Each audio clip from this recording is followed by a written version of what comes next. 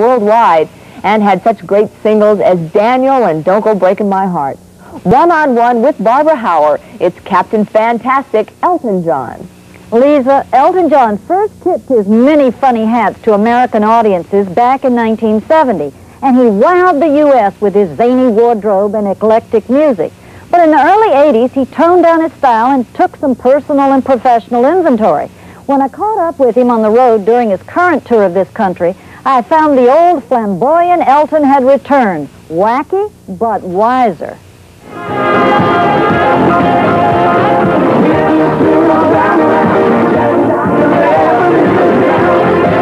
And I just want to have fun. I just want to be me again. And I haven't felt really being that outrageous in the last 4 or 5 years, but I feel like a little kid. But the irony is that your music has never been better. You need less effects and less costumes, and yet in your mood, you're ready to put it all together again, even more than before. Well, I think over the last 4 or 5 years particularly, I've been learning to sing.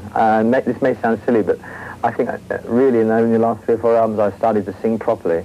That's a part of me that I never expected to improve, because I just never thought about technique and there is technique to everything. There's an art to everything. You can improve things. You can have the soul, but you can make it even better if you just listen to people and eat humble pie now and then.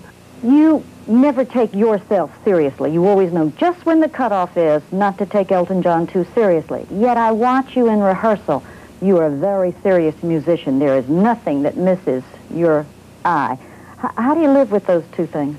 I do take my music very seriously, but I don't particularly take the fame side of it very seriously, although I do enjoy it. I get saddled with it, and I think I know how to handle it. And I've been very fortunate with the people around me. I've got good people around me, you know, when I'm being an absolute rotter, which I can be all the time sometimes. They just ignore me. They know how to deal with me. How rotten can you get? Oh, you just have such a baby face. Come on. I know. I'm a real tantrum galore. John McEnroe has nothing towards me when I have a tantrum. Everybody just runs away, and after 10 minutes I think, where are they all? They just ignore me. That's a perfect way to deal with me. Oh, in this business you go crazy sometimes. You have to have another outlet. I have a soccer club in England, which I enjoy just as much as my music, because the people there are different people, but they have great respect for me, but they don't hold back. They're very honest people. You know, they'll tell you when they think something's wrong with you. They'll tell you if they don't like something. I sat on the roof and kicked out the moss with a few out the bush. They got me quite cross. Nobody had to tell Elton John to lend his support to Britain's Prince Charles and Princess Diana's favorite charity. But John harbors no illusion that a celebrity can orchestrate world harmony. You have to follow through things. Musicians are so naive when they think they can just write a song, Free Nelson Mandela, great song, but come on, you know, try and follow it through. It's more to it than just making music. Absolutely. You don't change the world as a musician. I'm a great believer that music and sport should be sacrosanct from it brings people together. It's the only two things I think that common denominator as far as entertainment. That you can kick a ball around in the field with someone you don't even know, and it doesn't matter because you're playing together. And musicians and sportsmen should not be involved with political things, I don't think anyway.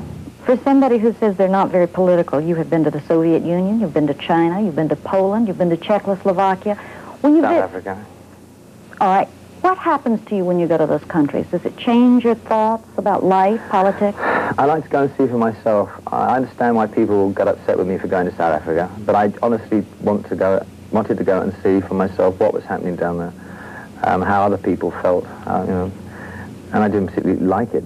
You chip away. You don't demand. It's like me going to Russia. The first time I went to Russia, maybe 10% of the ticket sales went on sale to the general public. If I'd have got on my high horse and said, well, I'm not coming if that's the case, then they'd have said, well, bugger off. So I did it, and next time maybe I can say, well, how about 20%? And that's what I mean about chipping away. You don't get it by being haughty and being, well, you have to give and take, and you have to realize that no matter how big a star you are, you don't really mean anything as far as it comes to politics. You have to start at the bottom. I never know how good it feels to hold you. That keeps her on me so. Better than I ever did. Looking like a true survivor, feeling like a little kid. To land on your feet is not always easy in the music business. and it requires extra fancy footwork to include a personal life. But at 39, John is now married and enjoying an existence he never imagined in his wildest dreams when he was a pudgy young boy named Reginald Dwight. Do you regret changing your name? Do you ever think, I wish I hadn't? No. God, I love changing my name. I hated being Reginald Dwight. I loathed it. I was euphoric when I became Elton John because Reginald was the name I sort of didn't enjoy as a child. So I kind of quite like, Reg is kind of sneaking back into my life a bit now. How? I don't know, I just feel a bit Reg-like sometimes. I don't mind the name Reg so much, but in those days it was Reginald, and it's kind of, it's like naming a baby Oswald or something like that. It's kind of, how can you produce a baby and go, oh, Oswald. Sorry, all you Oswalds out there, but it seems crazy you're given a name that you have to be stuck with, and if you don't like it, I really couldn't wait to change my name. Have you adjusted to being married? Has it been an easy adjustment? Has it been like everybody else, a hard adjustment? How do you like being a married man? There's no adjustment to make at all, really. I mean, poor wife hasn't seen much of me anyway in the last 2 years I've been on tour. No, I didn't really have to adjust at all. And you know, we had our ups, we've had our downs. Not big ones, just silly ones, like anybody has. But we're coping very well. We enjoy it more and more. It's an interesting experience for me. I enjoy it very much. The up moments for Elton and Renata John aren't quite like everybody else's.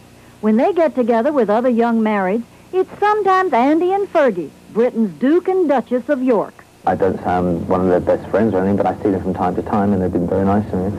At Prince Andrew and Fergie's wedding, what did you wear? Did you wear regular clothes? Or I wore morning dress, morning suit, grey, yeah. Pink glasses, but that's about it. No, you have to on those occasions, you have to.